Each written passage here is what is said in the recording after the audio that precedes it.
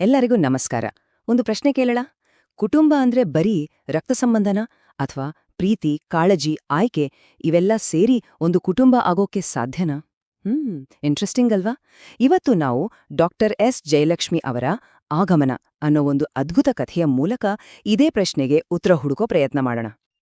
ನೋಡಿ, ಇವತ್ತಿನ ಲೈಫ್ ಸ್ಟೈಲ್ನಲ್ಲಿ ಒಂಟಿತನ ಅನ್ನೋದು ಎಷ್ಟು ದೊಡ್ಡ ಸಮಸ್ಯೆ ಆಗ್ಬಿಟ್ಟಿದೆ ಅಲ್ವಾ?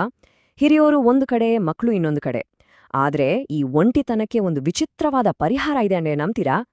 ಅದೇ ಅಜ್ಜ-ಅಜ್ಜಿಯರನ್ನೇ ದತ್ತು ತಗೊಳ್ಳೋದು. ಕೇಳೋಕೆ ವಿಚಿತ್ರ ಅನ್ಸಿದ್ರೂ ಈ ಕತೆ ಶುರುವಾಗೋದೇ ಇಂಥದೊಂದು ಕುತೂಹಲಕಾರಿ ಐಡಿಯಾದಿಂದ. ಬನ್ನಿ ಇದ್ರೊಳಗಿಳಿದು ನೋಡೋಣ. ಕಥೆಯ ನಾಯಕಿ ಮಾನಿನಿ, ಬೆಂಗಳೂರಿನಲ್ಲಿ ಕಾಲೇಜ್ ಲೆಕ್ಚರರ್. ಅವಳು ಬೆಳೆದಿದ್ದು ಒಂದು ದೊಡ್ಡ ಗಜಿಬಿಜಿ ಇರೋ ಅವಿಭಕ್ತ ಕುಟುಂಬದಲ್ಲಿ. ಯೋಚನೆ ಮಾಡಿ, ಮನೆಯಲ್ಲಿ ಯಾವಾಗ್ಲೂ ಜನ, ಹಿರಿಯರ ಕಥೆಗಳು, ಪ್ರೀತಿ, ಆಹಾ! ಆದ್ರೆ ಈಗ ಬೆಂಗಳೂರಿನ ಒಂದು ಫ್ಲಾಟ್, ಅವಳು, ಗಂಡ, ಮಗಳು ಅಷ್ಟೇ. ಆ ಪಳೆಯ ವೈಭವ ಈಗ ಇಲ್ಲ. ಅವಳಿಗಿಂತ ಹೆಚ್ಚಾಗಿ ತನ್ನ ಮಗಳು ಮೋನಿಕಾ ಆ ಎಲ್ಲಾ ಪ್ರೀತಿಯಿಂದ ವಂಚಿತಳಾಗ್ತಿದ್ದಾಳೆ ಅನ್ನೋ ನೋವು ಅವಳನ್ನ ಒಳಗೊಳಗೆ ತಿಂತಾಯಿತ್ತು.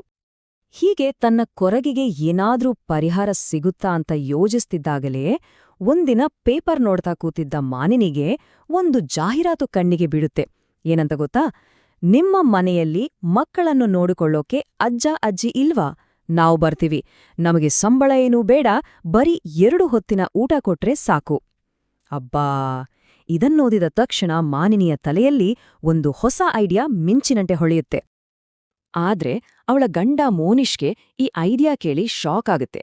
ಯಾಕೆಂದ್ರೆ ಅವನು ಚಿಕ್ಕ ವಯಸ್ಸಲ್ಲೇ ತಂದೆ ತಾಯಿಯನ್ನ ಕಳೆದುಕೊಂಡ ಅನಾಥ. ಹಾಗಾಗಿ ಹೊರಗಿನವರನ್ನ ಅಷ್ಟು ಸುಲಭವಾಗಿ ನಂಬೋ ಜಾಯಮಾನ ಅವನದಲ್ಲ.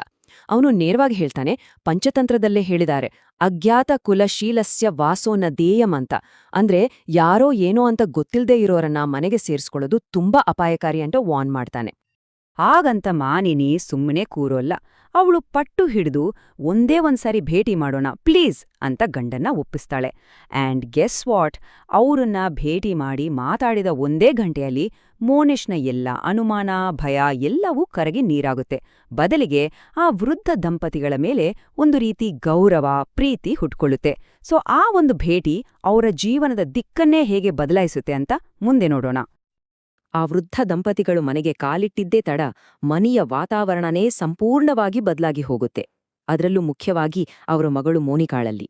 ಮೊದಲು ದಿನವಿಡೀ ಟಿವಿ, ವಿಡಿಯೋ ಗೇಮ್ ಅಂತಿದ್ದ ಮಗು ಈಗ ಬೆಳಗ್ಗೆ ಎದ್ದು ಅಜ್ಜಿ ಜೊತೆ ದೇವ್ರ ಪೂಜೆ ಮಾಡ್ತಾಳೆ, ಅಜ್ಜನಿಂದ ರಾಮಾಯಣ ಮಹಾಭಾರತದ ಕಥೆಗಳನ್ನ ಕೇಳ್ತಾಳೆ, ಟಿವಿ ಬದಲು ಪಗಡೆ ಆಡ್ತಾಳೆ. ಅವಳ ಹಠ, ಸಿಟ್ಟು ಎಲ್ಲ ಮಾಯವಾಗ್ಬಿಡುತ್ತೆ. ಇದು ಕೇವಲ ಮೋನಿಕಾ ಮೇಲಾದ ಪರಿಣಾಮ ಅಲ್ಲ. ಆಶ್ಚರ್ಯ ಅಂದ್ರೆ ಮೋನಿಷ್ನ ಮನಸ್ಸಿನ ಮೇಲೂ ದೊಡ್ಡ ಬದಲಾವಣೆ ಆಗುತ್ತೆ. ಇಷ್ಟು ವರ್ಷ ನಾನೊಬ್ಬ ಅನಾಥ, ನನ್ಗೆ ತಂದೆ ತಾಯಿ ಇಲ್ಲ ಅನ್ನೋ ನೋವು ಅವನನ್ನ ಕಡತಿತ್ತು. ಆದ್ರೆ ಆ ವೃದ್ಧ ದಂಪತಿಗಳ ಪ್ರೀತಿ, ಕಾಳಜಿಯಲ್ಲಿ ಆ ನೋವು ನಿಧಾನವಾಗಿ ಕರಗುತ್ತಾ ಹೋಗುತ್ತೆ. ಅವನಿಗೆ ಕಳೆದುಹೋದ ತಂದೆ ತಾಯಿಯ ಪ್ರೀತಿ ಮತ್ತೆ ಸಿಕ್ಕಾಗೆ ಆಗುತ್ತೆ. ಹಾ, ಎಲ್ಲವೂ ಎಷ್ಟು ಚೆನ್ನಾಗಿದೆ, ಒಂದು ಸುಂದರ ಕುಟುಂಬ ಕಟ್ಟಿಕೊಂಡ ಹಾಗೆ ಆಗಿದೆ ಅಂತ ಅಂದ್ಕೊಳ್ಳುವಷ್ಟರಲ್ಲೇ ಕಥೆಯಲ್ಲಿ ಒಂದು ದೊಡ್ಡ ಟ್ವಿಸ್ಟ್. ಮೋನಿಕಾಳ ಹುಟ್ಟುಹಬ್ಬದ ದಿನ ಬೆಳಗ್ಗೆ ಎದ್ದು ನೋಡಿದ್ರೆ ಮಗಳು ಮೋನಿಕಾ ಮತ್ತೆ ಆ ಅಜ್ಜ ಅಜ್ಜಿ ಮೂವರು ಮನೆಯಲ್ಲಿಲ್ಲ, ಕಾಣೆಯಾಗಿದ್ದಾರೆ. ಆ ಒಂದು ಕ್ಷಣ ಅವರ ಇಡೀ ಪ್ರಪಂಚವೇ ತಲೆಕೆಳಗಾದ ಹಾಗೆ ಆಗಿತ್ತೆ. ಮೋನಿಷ್ನ ತಲೆಯಲ್ಲಿ ನೂರಾರು ಕೆಟ್ಟ ಆಲೋಚನೆಗಳು. ಅಯ್ಯೋ, ನನ್ನ ಮಗಳನ್ನು ಕಿಡ್ನಾಪ್ ಮಾಡ್ಬಿಟ್ರಾ ಅಂತ ಭಯದಿಂದ ಪೊಲೀಸ್ಗೆ ಫೋನ್ ಮಾಡಕ್ ಹೋಗ್ತಾನೆ. ಅಷ್ಟ್ರಲ್ಲೇ ಬಾಗಿಲು ತೆರೆದು ಮೂವರು ಒಳಗೆ ಬರ್ತಾರೆ. ಎಲ್ಲಿಗೋಗಿದ್ರು ಗೊತ್ತಾ? ಮೋನಿಕಾಳ ಹುಟ್ಟುಹಬ್ಬ, ಅದಕ್ಕೆ ಆಶೀರ್ವಾದ ಪಡೀಲಿ ಅಂತ ದೇವಸ್ಥಾನಕ್ಕೆ ಕರ್ಕೊಂಡು ಹೋಗಿರ್ತಾರೆ. ಇದನ್ನ ಕೇಳಿ ಮೋನಿಷ್ಗೆ ಅಯ್ಯೋ, ನಾನಿವರ್ನ ಎಂಥ ಕೆಟ್ಟದಾಗಿ ಅನುಮಾನಿಸ್ಬಿಟ್ಟೆ ಅಂತ ತೀವ್ರವಾದ ಅಪರಾಧಿ ಪ್ರಜ್ಞೆ ಕಾಡಲು ಶುರುವಾಡುತ್ತೆ. ಸರಿ, ಅಂದು ಸಂಜೆ ಮೋನಿಕಾಳ ಬರ್ತ್ಡೇ ಪಾರ್ಟಿ. ಮನೆ ತುಂಬ ಗೆಳೆಯರು, ಸಂಬಂಧಿಕರು, ಮಕ್ಕಳ ಕಲರವ ಎಲ್ಲವೂ ಸಂಭ್ರಮದಿಂದ ಕೂಡಿರುತ್ತೆ. ಆದ್ರೆ ಆ ನಗು, ಸಂಭ್ರಮದ ಹಿಂದೆ ಕಥೆಯ ಅತೀ ದೊಡ್ಡ, ಅತಿ ಆಘಾತಕಾರಿ ಸತ್ಯ ಬಯಲಾಗೋಕೆ ವೇದಿಕೆ ರೆಡಿಯಾಗ್ತಿತ್ತು. ಪಾರ್ಟಿಯಲ್ಲಿ ಮಕ್ಕಳ ಒತ್ತಾಯಕ್ಕೆ ಎಲ್ಲರೂ ಮುಖವಾಡ ಹಾಕೊಂಡಿರ್ತಾರೆ. ಸಡನ್ ಆಗಿ ಮೋನಿಕಾ, ತಾತ, ಅಜ್ಜಿ, ಮಾಸ್ಕ್ ತೆಗೀರಿ ಅಂತಾಳೆ. ಅವರು ಮುಖವಾಡ ತೆಗೆದ ತಕ್ಷಣ ಪಾರ್ಟಿಗೆ ಬಂದಿದ್ದ ಅತಿಥಿಗಳಲ್ಲಿ ಒಬ್ರು ಅವರನ್ನೋಡಿ ಬೆಚ್ಚಿ ಬೀಳ್ತಾರೆ. ಹಾಗಾದ್ರೆ ನಿಜಕ್ಕೂ ಅವ್ರು ಯಾರು? ಯಾಕೆ ಆ ಅತಿಥಿ ಹಾಗೆ ಶಾಕ್ ಆದ್ರು? ಈಗ ಸತ್ಯ ಹೊರಬರುವ ಸಮಯ ಬಂದಿದೆ. ಆ ವೃದ್ಧ ದಂಪತಿಗಳು ಬೇರೆ ಯಾರೂ ಆಗಿರ್ಲಿಲ್ಲ, ಅವರು ಮಾನಿನಿಯ ಬಾಲ್ಯದ ಗೆಳತಿ, ಅಮೆರಿಕಾದಿಂದ ಬಂದಿದ್ದಲ್ಲ, ಆ ನಿಹಾರಿಕಾಳ ಸ್ವಂತ ತಂದೆತಾಯಿ. ಹೌದು, ಮಗಳು ಅಳಿಯ ಅಮೆರಿಕಾಕ್ ಹೋಗುವಾಗ ಇವರನ್ನ ಒಂದು ವೃದ್ಧಾಶ್ರಮಕ್ಕೆ ಸೇರಿಸಿ ಕೈ ತೊಳೆದುಕೊಂಡು ಹೋಗಿರ್ತಾರೆ. ಎಲ್ಲರ ಮುಂದೆ ನಿಹಾರಿಕಾ ಮತ್ತು ಅವಳ ಗಂಡ ತಾವು ಮಾಡಿದ ತಪ್ಪನ್ನ ಒಪ್ಕೊಂಡು ಅಳಲು ಶುರು ಮಾಡ್ತಾರೆ. ಅಮೆರಿಕದ ಜೀವನ, ಹಣದ ಆಸೆಗೆ ಬಿದ್ದು ನಾವು ನಮ್ಮ ತಂದೆತಾಯಿಯನ್ನೇ ದೂರ ಮಾಡಿದ್ವಿ ಅಂತ ಹೇಳ್ತಾರೆ. ಆದ್ರೆ ಈಗ ಅಲ್ಲಿ ಕೆಲ್ಸ ಹೋಗಿ ಆರ್ಥಿಕ ಸಂಕಷ್ಟ ಬಂದಾಗ, ಜೊತೆಗೆ ಬೇರೆ ಒಂಟಿ ಪೋಷಕರನ್ನ ನೋಡಿದಾಗ ತಾವೆಷ್ಟು ದೊಡ್ಡ ತಪ್ಪು ಮಾಡಿದೆವೆ ಅನ್ನೋ ಅರಿವಾಗಿ ಅವರನ್ನ ಹುಡುಕೊಂಡು ವಾಪಸ್ ಬಂದಿರ್ತಾರೆ. ಆಗ ಆ ತಂದೆ ಮಾತಾಡ್ತಾರೆ. ನಾವು ಯಾಕೆ ಹೀಗೆ ಮಾಡ್ಬೇಕಾಗಿ ಬಂತು ಅಂತ ವಿವರಿಸ್ತಾರೆ. ನೋಡಿ, ಅವರೇನೂ ಬಡವರಲ್ಲ, ಕೋಟ್ಯಾಂತರ ಆಸ್ತಿ ಇದೆ.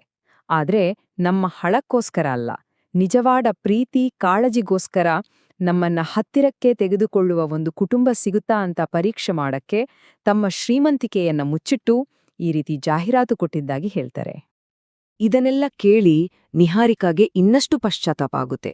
ಅವಳು ಅಳುತ್ತಾ ಮಾನಿನಿ ಮತ್ತೆ ಮೋನಿಶ್ ಕಾಲ್ ಹಿಡಿದು ಬೇಡಿಕೊಡುತ್ತಾ, ನಮಗೆ ಬುದ್ಧಿ ಬಂತು, ದಯವಿಟ್ಟು ನನ್ನ ಅಪ್ಪ ಅಮ್ಮನ್ನ ನಮ್ ಜೊತೆ ವಾಪಸ್ ಕಳಿಸ್ಕೊಡಿ ಅಂತ ಗೋಗರಿಯುತ್ತಾಳೆ. ಆದ್ರೆ ಮಾನಿನಿ ಇದಕ್ಕೆ ಒಪ್ಪೋದೇ ಇಲ್ಲ. ಅವಳು ತುಂಬಾ ದೃಢವಾಗಿ ಸ್ಪಷ್ಟವಾಗಿ ಹೇಳ್ತಾಳೆ, ಬೇಕಿದ್ರೆ ನಮ್ಮ ಇಡೀ ಆಸ್ತಿನೇ ನಿಮಗ್ ಕೊಡ್ತೀವಿ, ಆದ್ರೆ ನಾವು ಸಂಪಾದಿಸಿರೋ ಈ ಪ್ರೀತಿಯ ನಿಧಿಯನ್ನ ಕಳೆದುಕೊಳ್ಳೋಕೆ ನಾವು ತಯಾರಿಲ್ಲ. ನೋಡಿ, ಆಯ್ಕೆಯಿಂದ ಕಟ್ಟಿದ ಈ ಬಂಧ ರಕ್ತ ಸಂಬಂಧವನ್ನು ಮೀರಿ ನಿಲ್ಲುತ್ತೆ ಅನ್ನೋದನ್ನ ಅವಳು ಆ ಕ್ಷಣದಲ್ಲಿ ಸಾಬೀತುಪಡಿಸ್ತಾಳೆ. ಅಷ್ಟೇ ಅಲ್ಲ, ಆರಂಭದಲ್ಲಿ ಇವರನ್ನ ಮನೆಗೆ ಸೇರಿಸ್ಕೊಳ್ಳೋಕೆ ವಿರೋಧಿಸಿದ್ದ ಮೋನಿಶ್ ಈಗ ಭಾವುಕನಾಗಿ ಮಾತಾಡ್ತಾನೆ. ನಾನು ಚಿಕ್ಕವನಿದ್ದಾಗ್ಲೇ ಅಪ್ಪ ಅಮ್ಮನ ಪ್ರೀತಿಯನ್ನ ಕಳ್ಕೊಂಡೆ. ಇಷ್ಟು ವರ್ಷಗಳ ನಂತರ ನನಗೆ ಆ ಪ್ರೀತಿ ಸಿಕ್ಕಿದೆ. ಇದನ್ನ ನಾನು ಮತ್ತೊಮ್ಮೆ ಕಳ್ಕೊಳ್ಳೋಕೆ ರೆಡಿ ಇಲ್ಲ ಅಂತ ಹೇಳಿ ಆ ವೃದ್ಧ ದಂಪತಿಗಳ ಕೈ ಹಿಡಿದು ನಮ್ಮನ್ನ ಬಿಟ್ಟು ಹೋಗಲ್ಲ ಅಂತ ಮಾತು ಕೊಡಿ ಅಂತ ಕೇಳ್ಕೊಳ್ತಾನೆ. ಆ ಮಾತು ಕೇಳಿ ಆ ವೃದ್ಧ ದಂಪತಿಗಳು ಮೋನಿಶ್ನನ್ನು ಪ್ರೀತಿಯಿಂದ ಅಪ್ಪಿಕೊಳ್ತಾರೆ.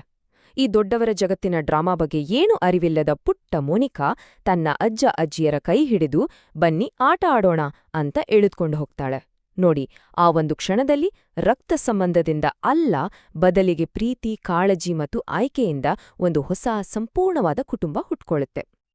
ಇಲ್ಲಿಗೆ ಆಗಮನ ಕಥೆ ಮುಗಿಯುತ್ತೆ.